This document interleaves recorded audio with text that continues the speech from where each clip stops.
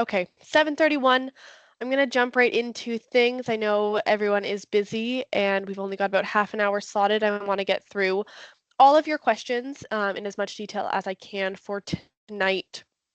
The goal of tonight's webinar is to really address some of the most frequently asked questions by our educators in the best way I can. Now, everyone's situation is going to be different. We've got a wonderful team here in North America that are happy to meet with you and answer these questions more in depth and go over the opportunities in each of these locations. So I'll just be doing kind of a brief overview, but if you have more questions, we're always happy to set up a one-on-one call to go over your specific questions and what you want to do.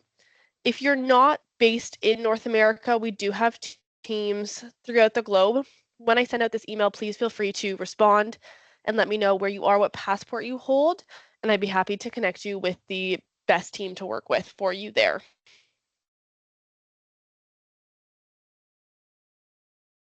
A little bit about me. I'm coming out of Toronto today. My name is Victoria. I'm one of the global opportunity consultants on the Canadian team. I am an Ontario-based teacher as well, and I spent 2023 in Melbourne, Australia, working as a casual relief teacher there. Absolutely loved it. It was the experience of a lifetime and was lucky enough to come back to Canada and come on full-time with ANZUK. So I get to spend my days talking to other educators, telling them about my experience, and encouraging people to do the same. Like I said, I'll be going through your questions today, doing as best as I can to answer everything. If you do have any questions that come up, feel free to put them in the chat. I'll try to address as much as I can through the webinar, but like I said, happy to set up a one-on-one call as well to answer all of the questions. Just a quick intro into what we'll be covering. We'll be going over ANZUK, what we are, what we do, the location offerings, the types of work, visa options and restrictions, the educational requirements, timelines, accommodations, and next steps. So for those who don't know us, ANZUK Education is an educational company that's been around for over 20 years, and we've been helping educators travel and teach in different geographies throughout that time. So like I said, 20 different years, we've got over 300 staff globally, 21 different offices all around the world, including Australia, the UK, Canada here, and throughout Europe and New Zealand as well. So our first question, where can I go?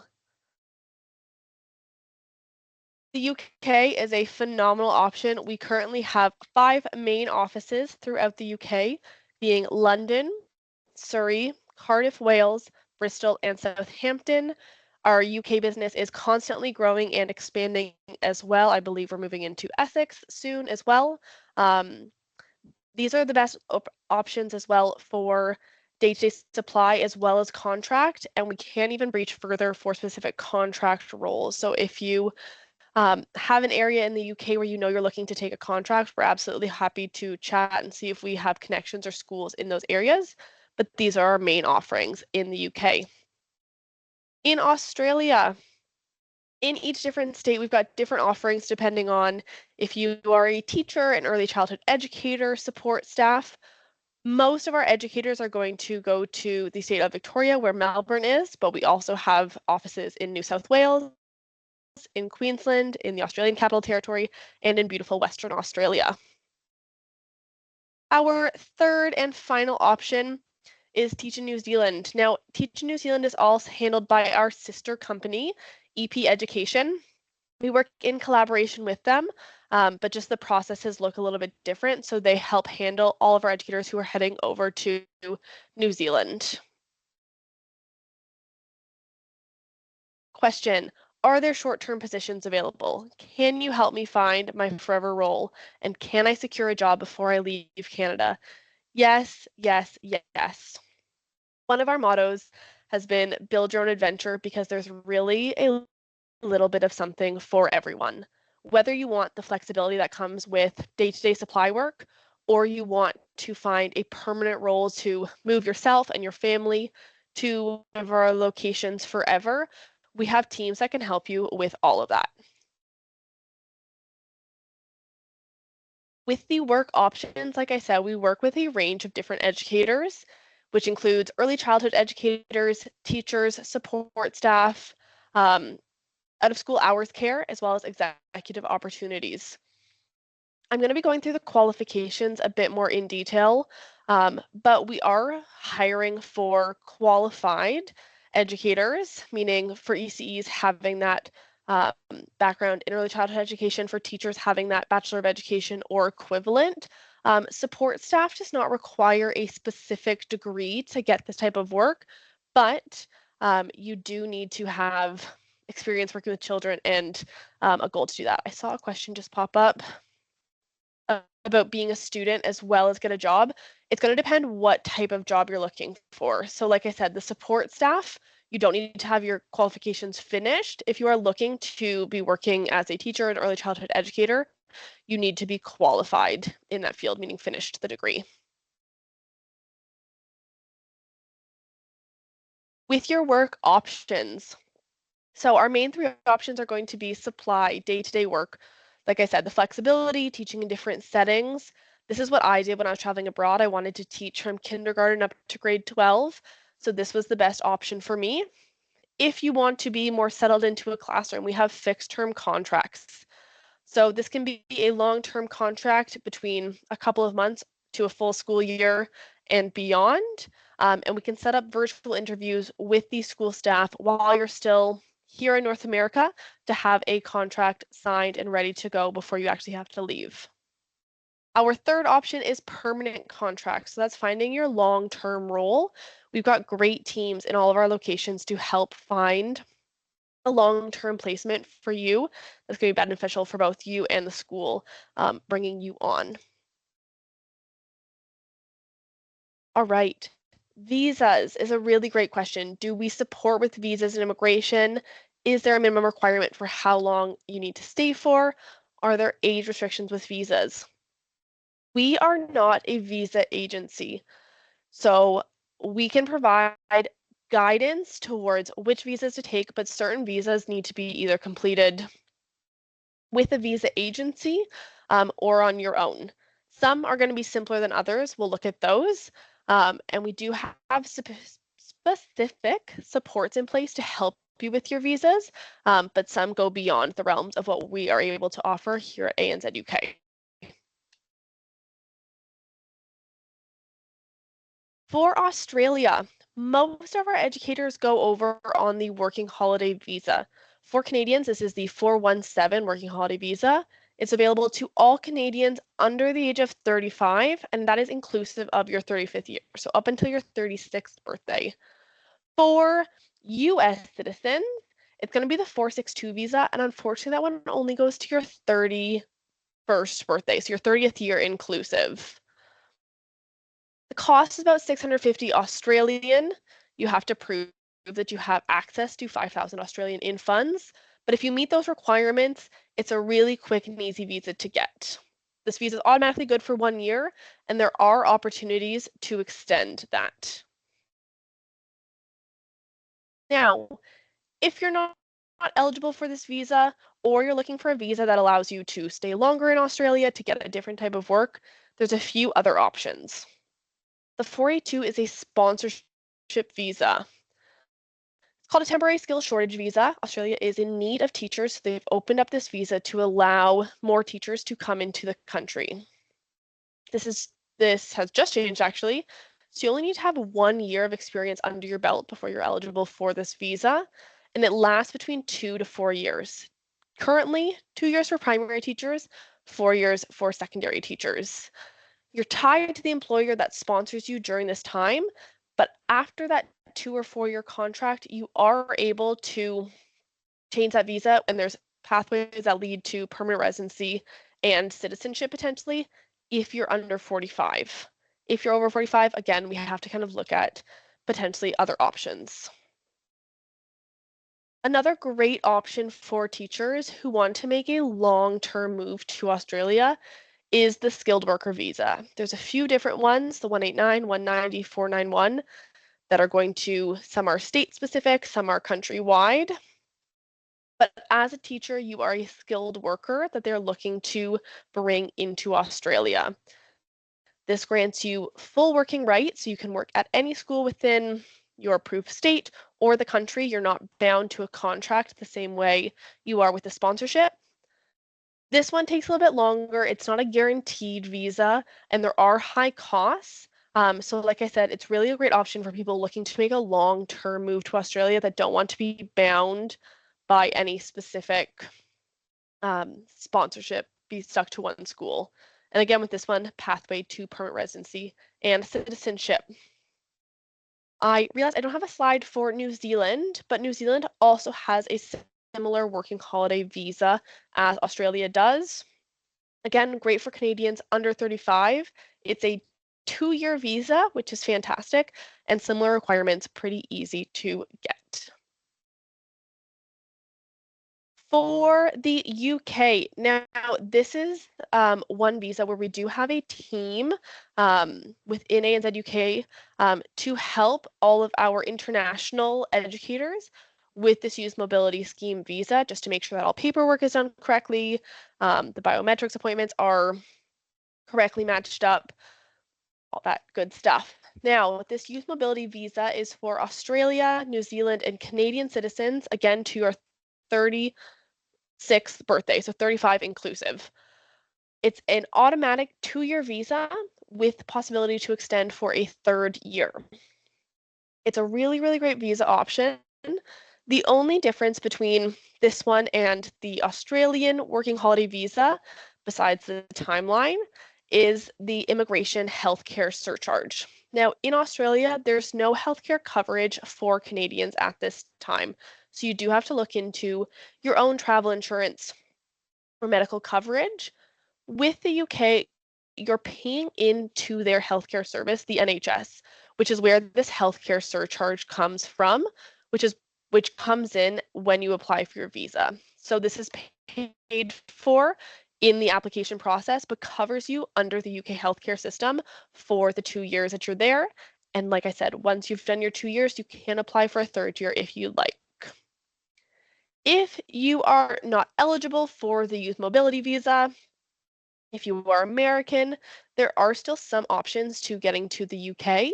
One of these options is the ancestry visa. So if any of your grandparents were from the UK, born over in England, Scotland, Wales, you are eligible for an ancestry visa. Another great one is their HPI visa, high priority individual visa. This is a list of schools, typically the top 100 schools from around the world, have a specialized visa. So in Canada, for example, that's McGill, U of T, and UBC. If you graduated from any of those schools within the last 5 years, you may be eligible for this HPI visa. So a few different options. The youth mobility scheme is the most popular and best kind of option for those under 35, but there are a few other options if you aren't eligible for that one. Okay, requirements. So what are the requirements for Canadian passport holders to teach in Australia and the UK? And then if you are certified in a specific age group, can you teach different levels or do you need additional qualifications to teach at those levels?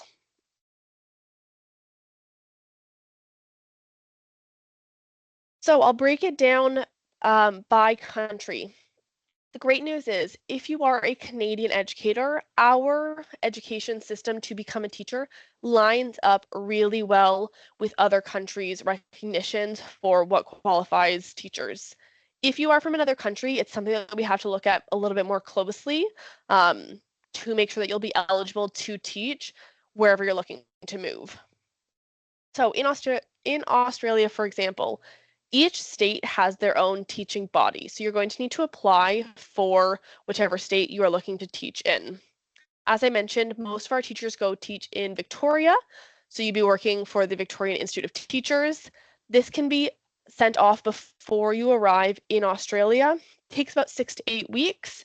And the initial cost is 167 Australian dollars.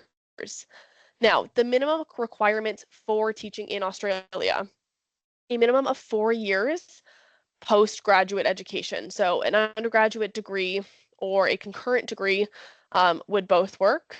1 year of approved initial teacher education program and a minimum of 45 days of supervised practice teaching. So like I said, anyone or the vast majority of Canadians who've gone through a Bachelor of Education program are going to meet these requirements, but those are the minimum requirements to be able to get your teaching license in Australia. Oh, I thought I had more slides. In New Zealand, it's going to be a bit of a longer process. There is a 4-step process that you're going to need to get approved. Now, when you are submitting your application for your teaching license in New Zealand, you will get qualified to teach at a specific level. So that could be the primary level, secondary level, early childhood, depending on what your degree is in, what your background is.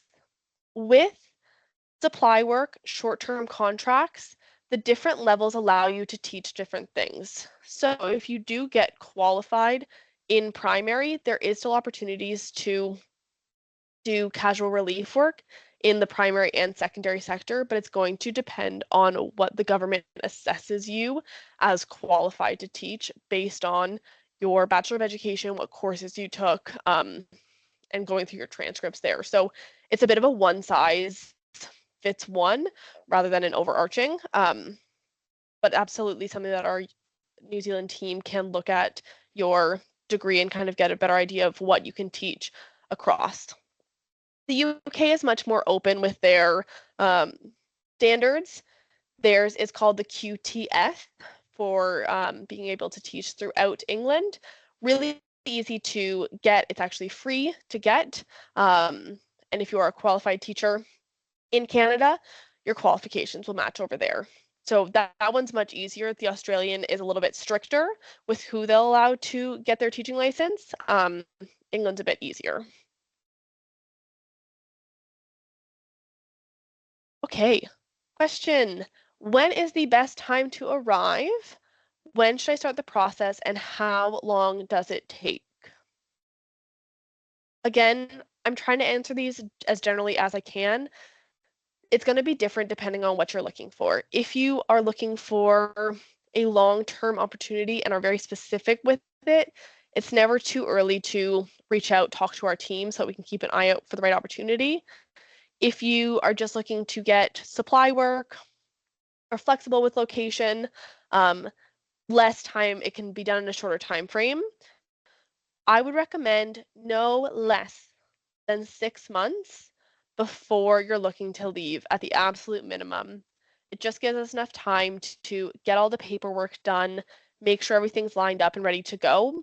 But there's no such thing as reaching out too early. We can always keep you up to date with visa changes, any information that's changing. So it's never, never too early. Here is the UK academic year. It is very similar to the Canadian school year. The biggest difference is going to be that their school year runs into July, as opposed to ending at the end of June like most Canadian schools. They do make up for that with their term breaks and their half-term breaks sprinkled throughout the year. And they're broken into 3 terms, which is a bit different to most Canadian schools. September is obviously phenomenal time to arrive if you are looking to get a contract, get in for the whole school year. If you're looking to do some day-to-day supply work, January is also a great time to arrive, but we do hire on a rolling basis. So if you know that March is the time that you're looking to move over, we can absolutely talk about the opportunities that are available in March and try and find the best opportunity for you. The Australian school year calendar is quite different to what we are used to here in Canada. So their school year actually starts at the end of January and is broken down into 4 terms.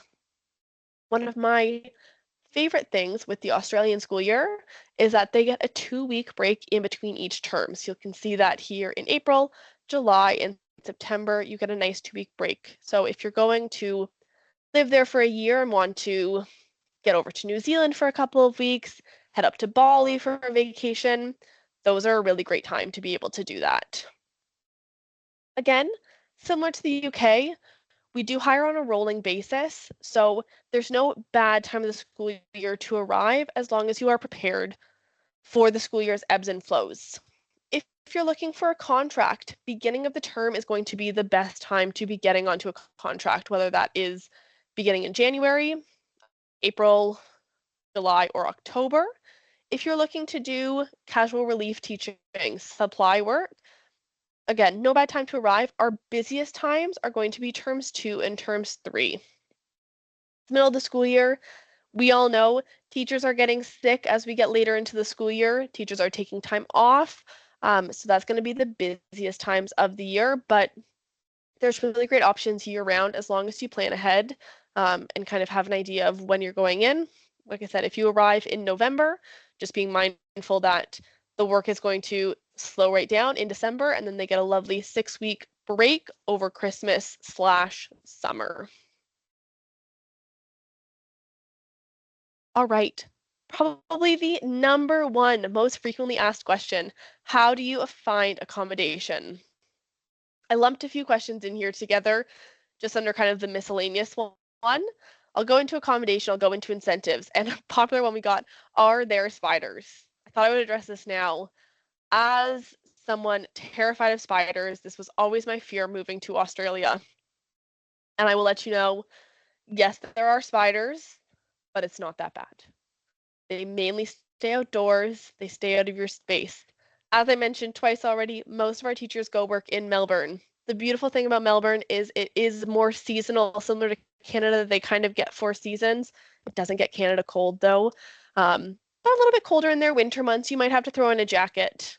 That being said, the really scary kind of spiders and snakes don't live down there. They need the more tropical weather. So in my eyes, trading off wearing a jacket for a couple months versus big spiders in your house, it was worth it. UK, New Zealand, you'll be fine. There's nothing too crazy poisonous over there that's going to kill you. With accommodation, our number one recommendation across all locations for everyone is arrange temporary accommodation before you arrive, a hostel, a hotel, an Airbnb, and then look for the right place in person.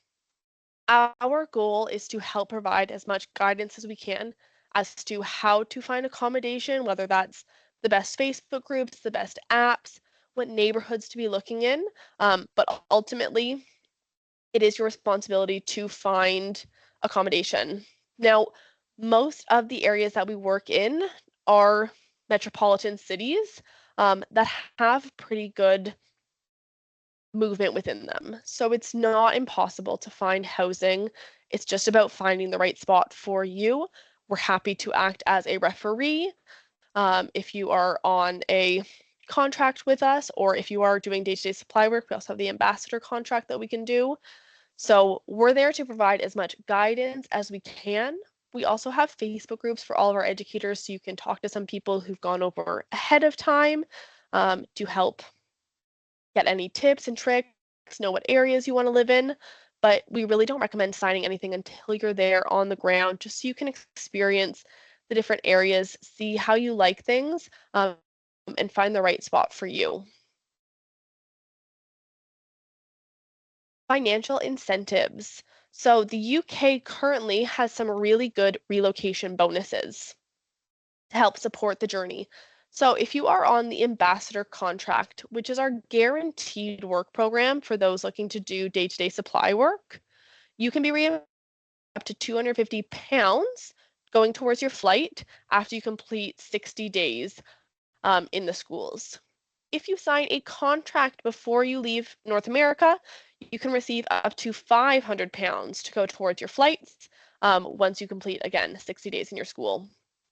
So really great incentives to help cover your flights, make that move a little bit easier for you there.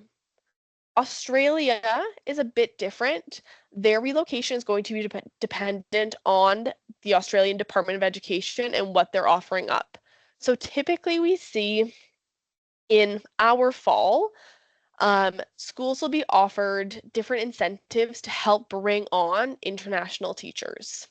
So this can often be for the sponsorship route for high demand teachers. So that could be science, math teachers, special education needs teachers are very much in demand, or potentially schools in more rural areas that are having a hard time getting staff out there. The Department of Education will give these schools money to help bring in international educators. The cost can be up to $10,000 for individuals, up to $20,000 for families, but this is going to be school dependent. So this is a government incentive given to schools to help them bring in educators. So it's not across the board the same way we are offering the UK relocation bonuses. It's going to be dependent on what the government is offering that year. Our final question, how do I get started? So the process, thank you all for coming and joining me this evening. I hope this gave you some information, but like I said, each person is going to be different. The absolute best way to get started is to set up a call with our team. Our Canadian team is myself, Olivia, Cooper, and Donald, and we have our incredible Australian coordinator, Jillian, as well. But set up a call with one of us. We can go through what you're looking for, answer your specific questions in more depth than I was able to go to, talk about the best visa options for you, talk about the different locations, find out what you're looking for, and see how we can partner up. Once you've done that and we've gone through, we'll leave you some time to think about your options, decide what's best for you, and then we will have your interview and your registration with our North American team. Once you are all registered and ready to go, we are going to help you with the process of actually getting to this country. So if you're going to New Zealand, that means working with Lauren at EP Education to get you all on the way there. If you're going to Australia, it means working with Jillian to go through the different compliance, the visas, teaching license, everything that needs to get done on the Canadian side. If you are heading to the UK, we've got a range of people that you are going to be working with, again, to help you with that visa. We have a team dedicated towards the youth mobility scheme to make sure that all the compliance is done ahead of your actual trip. Number 4, you'll get a reach out from the local office. So someone from our teams there will reach out to get to know you, find out what you're looking for, start to get moving, whether you're looking for contracts and they want to start setting up interviews, or you want to sign on to the ambassador program for our guaranteed supply work. They'll get in contact to get work set up so you're ready to hit the ground running. Number 5, you'll be clear for work. You land wherever you're going, Australia, New Zealand, the UK. All the compliance is done. We're taking care of the hard stuff so that you can just enjoy this process and enjoy this incredible experience. Finally, number 6, you're in the classroom. This is the most important thing of all. It's a huge process. We know it is. We've all done it ourselves. But it's incredibly rewarding to get to work in these different geographies, to get to leave where we're from, go work in a new curriculum, learn so much from these students as well as the team administration, um, and really take all that in and benefit from it. Wonderful. If anyone has any additional questions they want to put in the chat, I'm happy to stay and answer a few more questions. If not, thank you so much for joining. Like I said, you will get an email from me with the recording as well as a link to set up a call with the Canadian team. We're happy to answer your questions one-on-one and go from there. Thank you. John, sorry, I'm just seeing your question now about the skilled visa to teach at the university level. To my knowledge, we don't work beyond the secondary level. I'm happy to look into that for you if you want to send me an email, but to my knowledge, the highest we do is still at the secondary level there.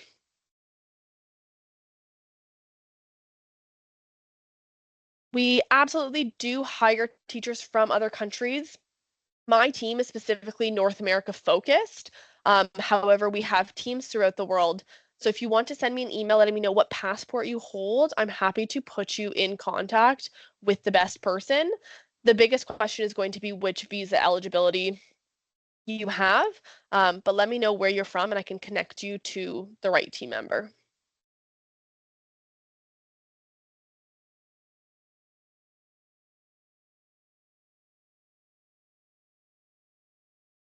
I can see there's a hand raised. I don't know if I can unmute you.